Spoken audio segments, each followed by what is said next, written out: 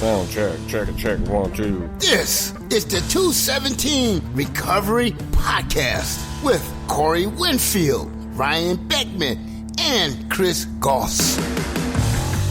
The 8th of February, 2020. Welcome.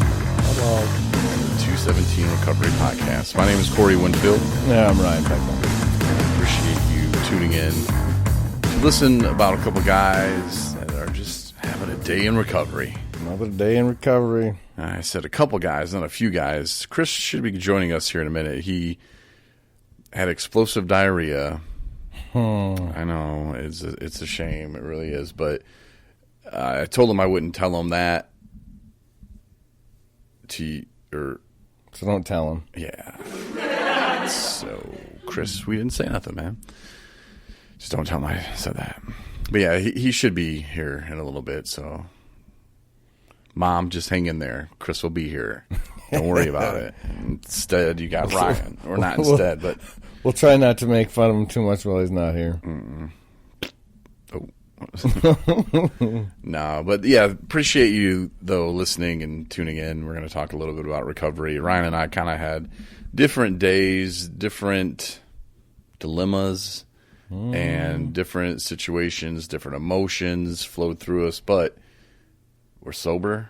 Yeah. And we dealt with it the best we knew how at the time. And, this is a process, being in early recovery, of learning how to deal with things without running to get drunk or running to get high. And it's a struggle. One of the guys that is close to us in proximity of his location at this present time went through some stuff today too. And I talked with him for a long time this morning, and I was just like, look, man, like, you can only control what you can control. Like, you can't get in someone else's head. You can't make them feel a certain way. You can't even ask, well, why did you do that? Or why would you lie? You can't even ask that, because you're going to get another lie or the answer you don't want to hear. So your best is just to kind of acceptance. Yeah, move on and do your best to learn how to cut ties sometimes, which I was explaining to him. It sounds harsh. It sounds really rude. It's hard. Yeah. I mean, good friend of mine, I had to just cut ties. And eventually I think we'll hopefully get a chance to hang out and be good friends again. But, I had to cut ties, and I told him that sounds very selfish, and it does. It sounds real selfish. But this is a selfish program because my recovery comes before everything. It has to. My sobriety has to come before everything. Otherwise, it's just not going to work. Sorry, ladies. My sobriety is very closely linked to my serenity. And when something starts interfering with that, then it's got to go. Or figure it out. One of the two. But yeah. Yeah, instead of getting mad or frustrated or, whatever, it's just like, yeah, you're like, I don't like the way I'm feeling. And I said that the other day in the speaker meeting about how I think I'm starting to figure out relationships. I haven't been in a healthy relationship. I don't know. I mean, I don't even think my high school girlfriend was a healthy relationship. I don't know if I've ever been in one, man. So it's something new to me, and I want to get it right. And, past relationships, I was just forcing myself into them. And I know now it's like, wait a minute, what do I want? And I want to be treated a certain way. And not like a king or anything. Don't get it twisted. I'm not trying to say like, oh, I need to be treated. Bow to King but I'm Corey. just saying, like the girl last summer. If somebody's gonna make me wait 2 hours at a restaurant and then get there and be like, wow, I was delivering weed. Like, well, you left me waiting for 2 hours because you were delivering weed. First of all, I'm on probation. Do you have anything in this car? Yeah, I got a joint. Oh, Jesus. I was like, man, come on. Come on, girl. Man. Yeah. All right.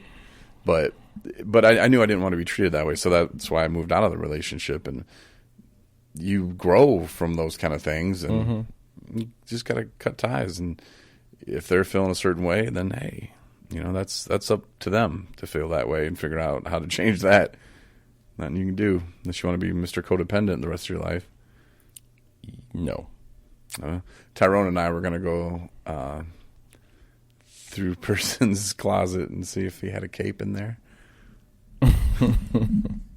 Oh, yeah? See if he had a little Captain Save-A-Ho cape. Tyrone started laughing. He's like, God. Oh, no. No, so you want to go first about your day, or you want me to... Sure. All right. My day wasn't so bad. Watched basketball game. Go Wolverines, they won. Watched some movies.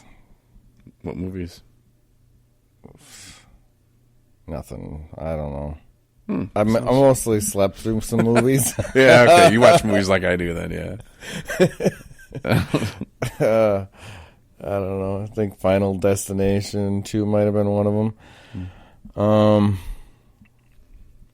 Just dealing with a friend that treats me a certain way. I don't appreciate it. Sexual relationship. No. Jeez. Corey. What? It wasn't me. It was Chris. Dang it, Chris. No. Stupid No, Chris.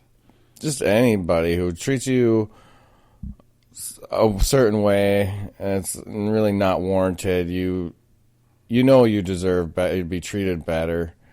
They'll apologize, but they, in their apologies, justifying it, redirecting blame, this, that, and they never change. So after so long of never seeing any change, sometimes you got to make the change. For once in your life. Yeah. So, yeah, just know your worth and know what you want and how you should be treated. If somebody is not willing to change their part, I mean, they can accept the responsibility, as they would say, or they can go ahead and apologize. But I always say actions speak louder than words, Someone continues to crap on you, then sooner or later you're going to just be sick of their crap and know their apologies are just crap. Yeah, you got to think, how long are you willing to be treated that way? How long are you going to put up with it? Mm-hmm. And you got to think too, because I'm always playing the devil's advocate. Think about if the roles were reversed. My ex-girlfriend kept saying that to me, like, the shoe was on the other foot, and you don't know what I go through, and you don't know what it feels like for what, come home and you're drunk, and I didn't want to look at it that way. Yeah, because it hurt me. Because that would mean I would have to accept that I did some wrong. Mm-hmm. And I think we're all kind of that way. Nobody likes to be wrong. With me, I'm the kind of person where I'll accept your apology once or twice, deal with it, and then if I'm continuing to deal with you, I'm going to start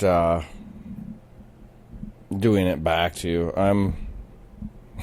Unfortunately, not so much lately, but I've been known to go ahead and treat you that same way, or what do they say? 2 wrongs make a right. Yeah, no. They say 2 wrongs don't make a right. See, I'm growing, Corey. But then that can be later used against you. So, I realize in the past I've done that, and I try not to be revengeful. I just try. But if somebody doesn't change, you get sick of it. It's hard. It is really hard, Bite your tongue. But the only time I like being wrong is when I'm talking to a female and I'm like, phew, I thought she was a trans. It's the only time. Okay. I'm just. I mean, because come on, Corey. Well, I'm just saying, like if you go up to a woman and you're like, oh, I think it's a dude, and then you find out, oh, it's not a dude. That for me, anyway. I mean, some guys probably would like to go up to somebody who, and that there's nothing wrong with being transsexual at all. I'm just saying, if I start thinking, oh, the Adam's apple, and I think that's a dude, and I find out I'm wrong, I'm like, phew. She's got man hands. But it's a woman, like that's when I'm happy that I was wrong. But other than that, I don't like being wrong at all. No, I don't like being wrong. I try to make my wrongs right, but yeah. Well, but if you don't change, I mean, that's what it's all about: learning, growing, changing. If you're incapable of the change, you're just going to keep having the same problems. Right. And you can't keep trying to force a square peg into a round hole either, like you have to, and sometimes you can cut somebody out totally, but sometimes you don't have to do that. But whatever you have to do for yourself is what you have to do for yourself. But at least, yeah, you might have done some stuff that was wrong that might have made somebody mad, and she made you mad, she made her mad back, and vice versa. But you know what? At least you can learn from it and you can grow from it. And apply it to, next relationship, whether it be a sexual relationship, whether it be just a friendship. Yeah. You can apply that. I'm just talking friendships, You got to know who you want to hang out with, what they, and a lot of my friendships, you just grow apart, it's not that you're going to hate that person, for the rest of your life or something. You might have a disagreement, or you might not like the way they act, or whatever it is, but you can part ways on a good note, or still be cordial when you do see each other. But just right now, can't do it. Like with Rob, it's the same way. That's what I was talking about earlier. Like, one day, I don't hate Rob, not at all. It's just, I can't right now, and hopefully one day we'll be able to, like I said, play some poker, do some golfing, or who knows what. I won't be fishing though, that's for sure. Bleh. But sorry, Kaz. But if you need some fly fishing, you can Kaz will hook you up. Listen to his podcast that he did with us, hunting versus fishing, or maybe it was fishing versus hunting, whatever. Yeah. Well, did you see that I deleted a message that I sent to you today? Mm-hmm. I seen said you were figuring out new ways to be an a-hole. No, not be an a-hole or a jerk or something. Oh, I thought you said you're working on being an a-hole or a jerk. I'm like, tell me what you come up with. No, because you had asked me what I was up to, and I was like, well, just trying to figure out how not to be such an a-hole. Still working on ways to figure it out. I don't know, because, I don't know. I woke up this morning, didn't have much sleep last night, and woke up. I'm like, oh, geez, I got to deal with this now. And then I was trying to get a hold of you, and that wasn't happening. And I'm like, well, there's another step that I would have to take, and I don't want to take that step until I talk to you. Mm-hmm. But I don't want to get, I don't know. I just was like, damn. And then so I think the paper's right over here or something. But yeah, but I didn't come in here until I was like trying to make shirts at like 10, 11, whatever it was. And the paper's right on my desk. Like, okay. You've seen the paperwork. And I'm like, great. I wasn't in your office, until whatever. And I shot you a message like, you need to tell me when you're blah. And I was like, you know what? Let's delete that and start that over, because I'm sure I probably did the same to him. And let's what can I control in this situation? And I did, and I wrote back with like, hey, let's keep each other on the same page. I'll do better too, or something like that. You're all turned up, huh? But yeah, not all, but it was just like, oh, like, dude, I was so close to like